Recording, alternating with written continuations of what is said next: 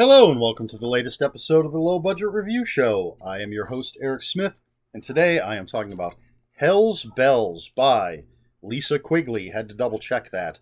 This is from Unnerving, right there. Don't know if you can read that. And it is part of their Rewind or Die series. It's number 8 in the series. The books aren't connected, but they're all sort of B-movie types of books. Which I really enjoy. And Hell's Bells takes place in 1991 with friends Sasha, Haley, Tiffany, and Jessica. They're best friends. They're in high school. They do typical best friend things. They have sleepovers and play with Ouija boards and play, light as a feather, stiff as a board. And one of them, I don't recall which one, has become basically a born-again Christian, sort of bringing the group down. The one telling the story is obsessed with Queen and Freddie Mercury, and her friend starts to think that rock music of any kind is demonic. It's the work of Satan. So, excuse me, they start to kind of clash. They still want to be friends. They're kind of struggling to remain friends, but they're clashing. And then one night, how much can I say without spoiling the book?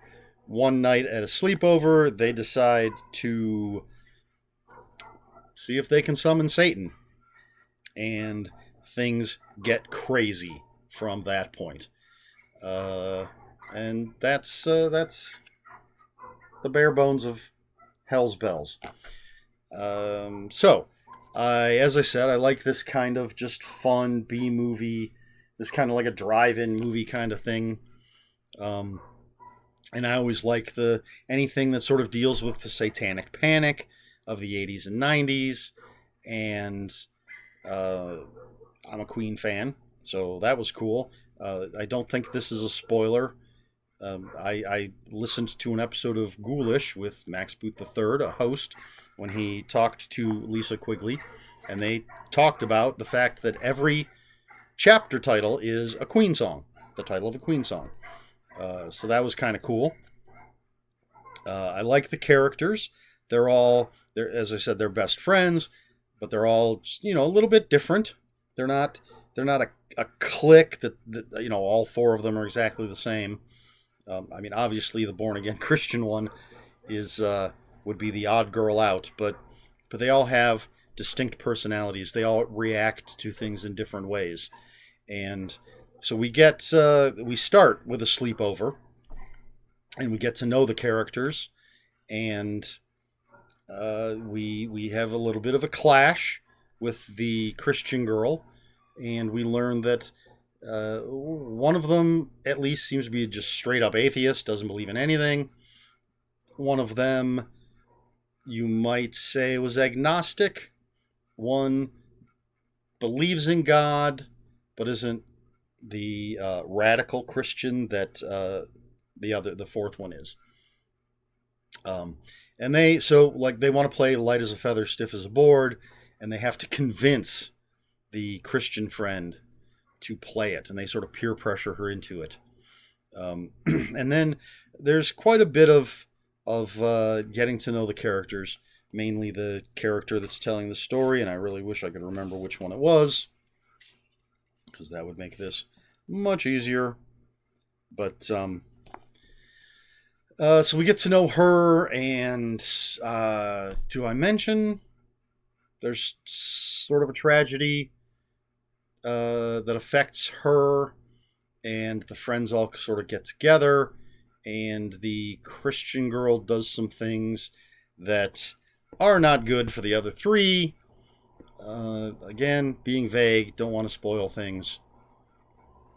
And things sort of escalate until we get into absolute supernatural territory.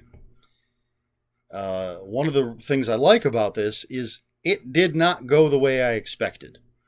And as much as I read, a lot of times, I have a pretty good idea where a story's going when certain things happen, It's kind of like, okay, that's going to lead to this. And, you know, if a book is well written enough, if the characters are really good, that's not necessarily a bad thing. Um, does take some of the surprise out sometimes. But in this case, I was surprised because it did not at all go the way I expected it to go. So that was a really nice piece of the story.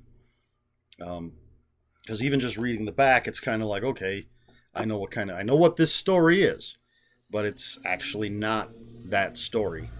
Um, not at all.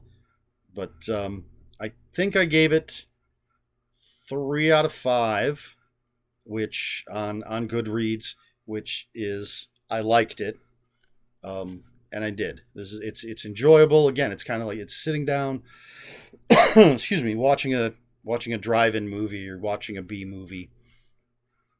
Definitely better than a made-for-sci-fi type of movie. That seems to be my go-to comparison for quite a few things.